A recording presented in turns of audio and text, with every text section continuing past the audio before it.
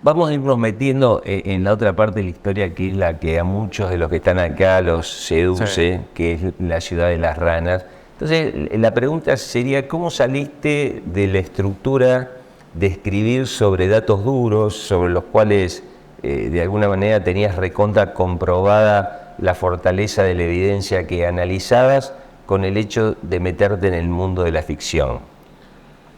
Pues fue algo gradual que empezó como una investigación histórica y terminó siendo esto. ¿Por qué? Porque arranqué tratando de reconstruir la verdadera historia de la fundación de la ciudad de La Plata. Y arranca cuando estábamos con Cecilia en el diario El Día de La Plata. ¿Por qué? Porque a Cecilia también le pasó que nosotros como periodistas, trabajando en el diario El Día de La Plata, aun cuando, en mi caso, yo tengo 48 años y he vivido mucho, la mayor parte de mi vida acá en La Plata, esos 2 años y medio que trabajé en el diario El Día de La Plata, conocí más la ciudad, más sus barrios y a sus habitantes que en todos los años anteriores o los años posteriores. Porque por el diario El Día tuve que ir a barrios que de otro modo no hubiera ido, conocer personas que de otro modo no hubiera conocido, y empecé a detectar como las primeras piezas del rompecabezas de la historia de la ciudad. Estamos hablando 99, 2000, 2001, esa época. Entonces, por ahí alguien me decía, no, pero porque en aquellos primeros años tal cosa. Y decís, opa, ¿cómo es eso? Y ahí me empezó a picar el bicho, y ahí empezó a reconstruir, empiezo a leer. Y entonces, a su vez, en los últimos años fui investigando cada vez más. Y entonces, por ejemplo, de lunes a viernes yo trabajaba en el diario La Nación, ya cuando estaba allá, y el Archivo General de la Nación estaba a 300 metros de la oficina del diario La Nación. Sobre el diario La Nación ubican donde está el Luna Park, en un momento tenía la oficina al lado. Y el Archivo General de la Nación está a mitad de camino entre el Luna Park y la Casa Rosada. Con lo cual, por ahí pasaba que yo, para el viernes, yo no había escrito la nota del día, más había preparado la nota del fin de semana, y era por un viernes a las 4 de la tarde. Y entonces, en vez de por ahí tomarme un café o lo que sea, salía rajando para el Archivo General de la Nación. Y empezaba a decir, bueno, tráeme la carpeta de Eduardo Rocha, tráeme los legajos de Julio Argentino Roca, tráemelo. Y los hombres y mujeres del Archivo General de la Nación, pegué muy buena onda, son extraordinarios, y empezaron a pasarme información. Y empecé a armar el rompecabezas. Ya te hago la historia corta. Un momento en el cual yo ya, entre los libros, los papers académicos, las investigaciones, las entrevistas, los archivos, pues también fui al archivo del Museo Dardo Rocha, al archivo de la provincia, el archivo de la Policía Bonaerense, el archivo de la Policía Federal, el archivo del Ejército, el archivo de la Masonería. Empecé a armar un rompecabezas. Y mi idea era, para los que juegan con los libros, seguir el camino de Truman Capote en A Sangre Fría, que es la historia real de no ficción de unos asesinatos ocurridos en Estados Unidos que el periodista Truman Capote escribe como si fuera una novela, no como si fuera la típica nota pirámide invertida de un periodista, que sería, por ejemplo, 4 personas murieron ayer en el estado de Kansas, según informó la policía del estado de no sé cuánto. Punto. Siguiente paso. Los asesinados fueron el padre, la madre y los 2 chicos más el perro. Punto. Tercero. Hasta ahora el hombre sospechado de haber cometido el cuádruple asesinato fue... ¡Pum! Te vas escribiendo de lo importante cada vez hacia lo más principal, secundario y accesorio. Truman Capote lo cuenta distinto, y el asesino cargó la 44, ingresó a la casa, y lo primero que hizo fue ejecutar de 2 tiros en la nuca al perro. Silenciado el perro, avanzó sobre la siguiente víctima. No está mintiendo nada, porque después por ahí el peritaje te da que el primer asesinado fue el perro, y que el segundo fue tal, y que fue con una 44, y que no sé qué. No falta la verdad, y no inventa nada, pero es todo real. Eso es A Sangre Fría. Pero mientras que iba avanzando sobre esto, y ya con esto cierro la respuesta, Ahí te hago después un comentario. me encontré con que hay piezas de rompecabezas que faltan en la historia de la ciudad de La Plata. Porque no están, porque desaparecieron. Por ejemplo, porque cuando murió Julio Argentino Roca, sus 3 hijas pasaron los siguientes 2 años posteriores a su muerte eliminando todos los documentos de su archivo que pudieran ser incriminatorios en lo político, lo patrimonial o de polleras. Con lo cual, lo que quedó de Julio Argentino Roca es la versión editada de la historia por sus hijas. Del mismo modo que sobre la masonería queda lo que sobrevivió al paso del tiempo y a la destrucción, porque por ejemplo, 2 de las primeras logias masónicas de la ciudad de La Plata, sus templos, con toda la documentación, fueron incendiadas por fanáticos religiosos. Con lo cual, lo que te queda de la masonería es lo que ellos, por ejemplo, habían informado en cartas a la gran logia de la masonería. Y entonces ahí, lo que te queda, Ricardo, es piezas de rompecabezas que te faltan y ahí empezás a jugar. Decís, bueno, ¿qué pudo haber pasado? Y después ya el siguiente paso fue, ¿qué me hubiera gustado que pasara? Sí, de eso me di cuenta también, en algunos párrafos en especial que por ahí después los vamos a charlar. Pero Y entonces pasé de Truman Capote a Sangre Fría a tomar como referencia Tomás Eloy Martínez y Félix Luna. Con Félix Luna, Soy Roca, y Tomás Eloy Martínez con la novela de Santa Vita y la novela de Perón, que son 2 historias en las cuales Tomás Eloy juega entre la realidad y la ficción, y hubo varias personas que pegaron la patinada y terminaron invocando los libros de Tomás Eloy como si fueran la historia verídica por ejemplo, la desaparición del cuerpo de Eva Perón, y Tomás Eloy después dice, no, pará, esa es mía, esa la inventé yo, y gente que tenía que después pedir disculpas. Y con La ciudad de la rana jugué ahí, digamos, entre la realidad y lo que yo quise que pasara. Yo te digo la visión del lector amateur. Cuando terminé de leer el libro, lo comenté con un par de amigos y me decían, ¿y qué tal es el libro de Halcona de Amor, no? Y yo digo, bueno, primero que todo, ¿cuál es el estilo de Halcona de Amor? Desde la percepción del lector amateur. Y esto te interesa. El estilo es el de los periodistas, es el de los corresponsales de guerra. Tiene un estilo de redacción que va derecho al hueso. Va y te va contando y relatando episodio por episodio, y él encuentra la forma de mantenerte enganchado teniendo historias paralelas que van transitando con una diferencia de años. Eso es Hemingway, por ejemplo, es Pérez Reverte, que tienen ese estilo de redacción.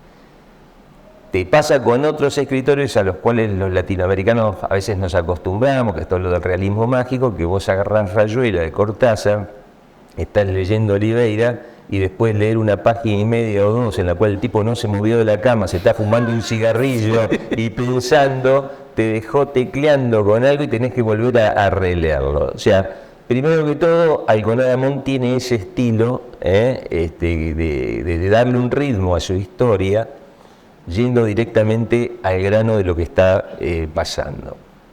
Y la otra es que genera un personaje de ficción, que en este caso es Íñigo Rocamora, que es un tipo especial, no es un tipo común. Porque más allá de ser un autoilustrado, tiene una faceta que lo convierte en líder y al mismo tiempo en un tipo hábil para los negocios, que en la vida de vez en cuando se encuentran, Sí. pero son perlas negras que uno va encontrando.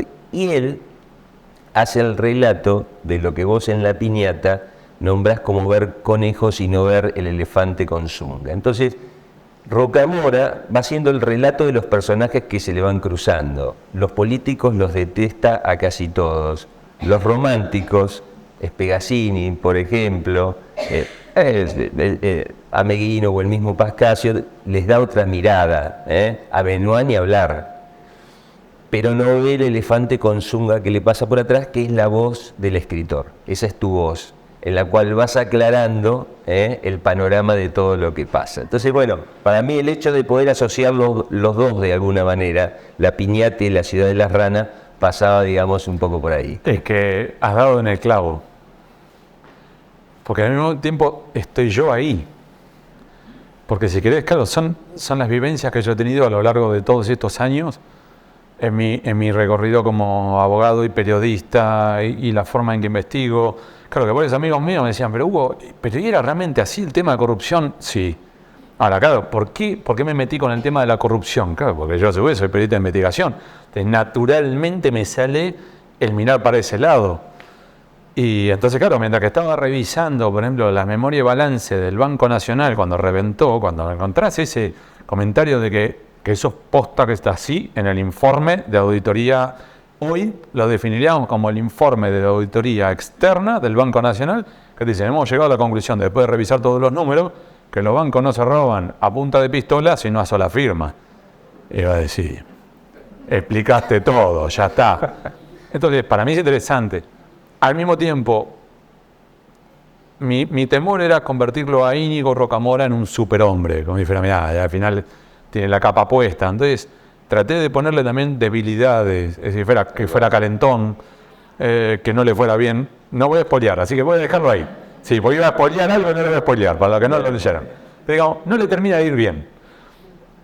Porque si no era imposible, es increíble. Pero le dio credibilidad al personaje, totalmente. Hay una historia de amor, que no la vamos a contar en la novela, pero que no tiene un final como sería el Conde de Montecristo, que al final se redime y logra su venganza y encima consuma, digamos, todos sus objetivos, sino que él dice, esta es una página que tengo que dar vuelta, y la da vuelta en 5 minutos como un hombre de negocio. Dice, esto no va. Ahora, con una mano al corazón, ¿vos no conocés gente así? ¿Que da la vuelta a la página en un segundo? Sí, absolutamente sí. Y es impresionante. Yo lo que hice fue tratar de armarme... ¿Doy un paso atrás, puede ser, Ricardo? Dale. La novela tiene 3 niveles. Nivel 1, personajes completamente reales. Julio Argentino Roca, Dardo Rocha, Eduardo Wilde, Domingo Faustino Sarmiento y otros más. Guillermina de Oliveira César. Esas personas existieron. Y, por ejemplo, lo que yo pongo en boca de Julio Argentino Roca o Dardo Rocha, eso lo dijeron. Y lo que yo pongo que ellos pensaron, ellos lo pensaron. Y vamos a decir, uy, ¿cómo sabes que lo pensaron? Porque, por ejemplo, el primer encuentro, con lo cual no spoileo nada porque te hablan de la primera página, la conversación que tienen mano a mano Rocha y Roca, ¿cómo la reconstruyo? Esa reunión no existió. Pero yo lo que pongo es, lo que ellos dicen es lo que ellos se escribieron recíprocamente. Y lo que ellos piensan es lo que a su vez ellos le escribieron a un tercero sobre el otro. Entonces, por ejemplo, Ricardo, ¿cómo te banco? Ricardo, en realidad hay que tener cuidado porque tal cosa y fíjate tal otra. Entonces, yo podía reconstruir ese juego en base, por ejemplo, a las cartas que han sobrevivido en el Archivo General de la Nación, que no pudieron destruir, por ejemplo, las hijas de Julio Argentino Roca, porque la carta fue enviada. Entonces yo la encontraba por el otro lado, en el acervo documental del receptor de la carta. Nivel 1. Nivel 2. Personajes que sí existieron, pero que yo les doy una vida. Y sin spoilear. Gianni Dorma y Gianluca Bellagamba sí existieron. Para los que leyeron la novela, saben de quiénes hablo. Son 2 personajes que realmente existieron. Lo mismo que existió Edmundo de Amicis. Y de Edmundo de Amicis realmente vino la plata, realmente fue designado padrino de la Unión de Fratelanza. Ahora, después yo le meto un par de peripecias, por ejemplo, en un prostíbulo de la Ciudad de La Plata, que el prostíbulo realmente existió, pero yo no sé si Edmundo fue. Pero fue la mejor noche de Íñigo esa. Fue el descubrir, el despuntar. Y después tenés el nivel 3. Y el nivel 3 son los personajes, como Íñigo Rocamora, que es completamente inventado. Íñigo Rocamora es... Íñigo es el nombre que yo siempre le quise poner a mi primogénito.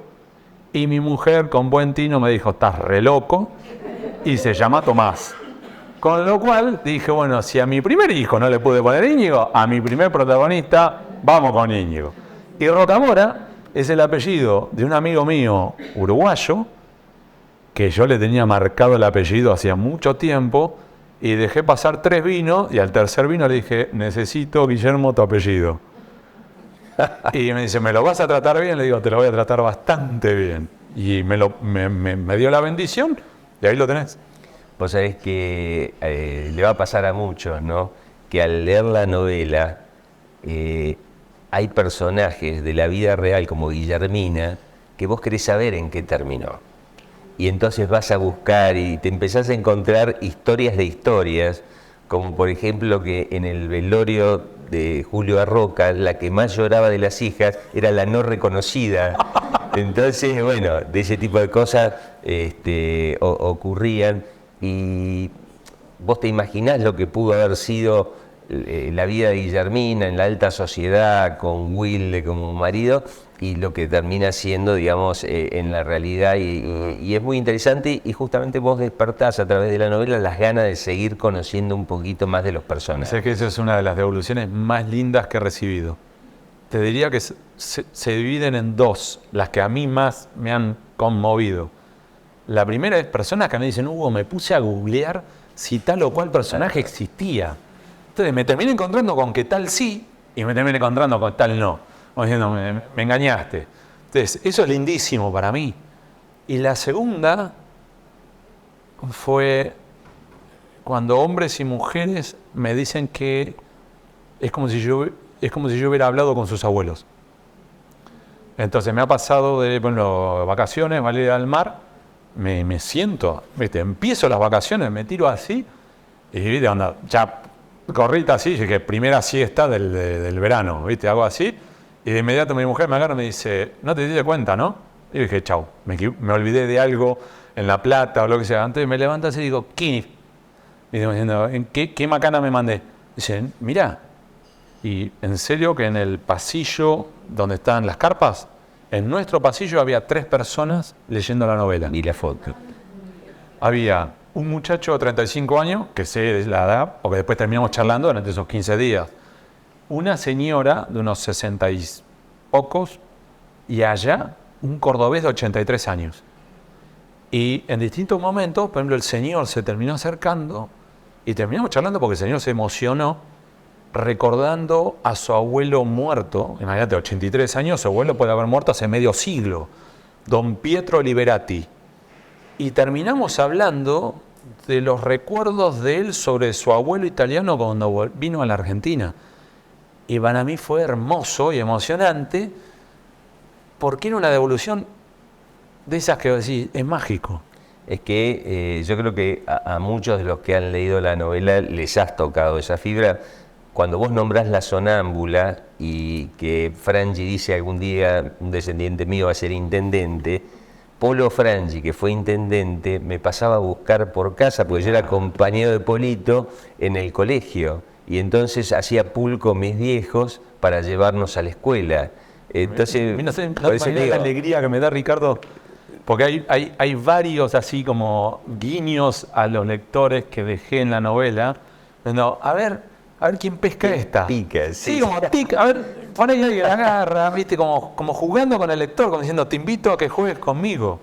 Que es lo mismo de, sin spoilear, cómo juego entre lo que es realidad y ficción con Marco Malatesta en la novela, personaje de la novela, que a su vez es el personaje de los... Corazón. Exactamente, de Corazón, que a su vez juega con que, bueno, ¿era realidad o ficción? Y es que en realidad el mundo de Amichis inventó o en realidad tomó este personaje, entonces jugando todo el tiempo. Y jugué con eso. Entonces, me das una alegría. Bien. Para los que no leyeron y para los que leyeron, ¿cuál es tu versión oficial de Dardo Rocha? ¿Cómo lo ves? Uno tiene una percepción distinta por lo general después de leer la novela, en la que lo interpretás como un político de raza que no supo leer los tiempos políticos para tomar sus decisiones. Esa es la visión que a uno le queda después de leer la novela. ¿Cómo lo ves vos en la realidad? Como un hombre de carne y hueso, con sus virtudes y sus zonas grises, donde hay mucho más para investigar, donde hay mucho más para sacar a la luz, más allá de la versión edulcorada del prócer y demás, y que al mismo tiempo tuvo que lidiar con un tipo que tenía un mate privilegiado como era Julio Argentino Roca. A ver, te puede gustar o no Roca. A mí hay muchas cosas que no me gustan. Pero cuando lo ves en acción, es impresionante. Lo digo en serio, los invito a leer las cartas que, por ejemplo, él mandaba a distintos gobernadores, senadores. Claro, en aquellos tiempos no había WhatsApp, no había email, con lo cual todo era por escrito, o cara a cara o por escrito. Y empezás a percibir que es un estratega que está jugando 2 o 3 jugadas por delante de los demás. Y te das cuenta porque, por ejemplo, le escribe al gobernador de La Rioja: bueno, vamos a hacer tal cosa porque va a generar tal otra, y entonces con esa jugada yo voy a lograr tal otra, y entonces voy a lograr... Hoy, en la política actual, yo conozco pocos, pero existen, políticos profesionales que tienen esa capacidad. Hay pocos, pero los hay. Entonces, verlo a Roca fue para mí un aprendizaje.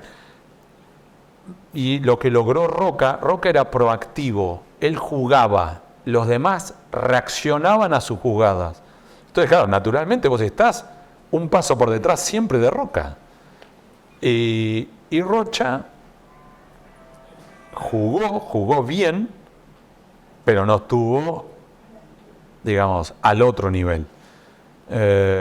Y después, de todos modos, hay que entenderlo dentro de su contexto, ¿no?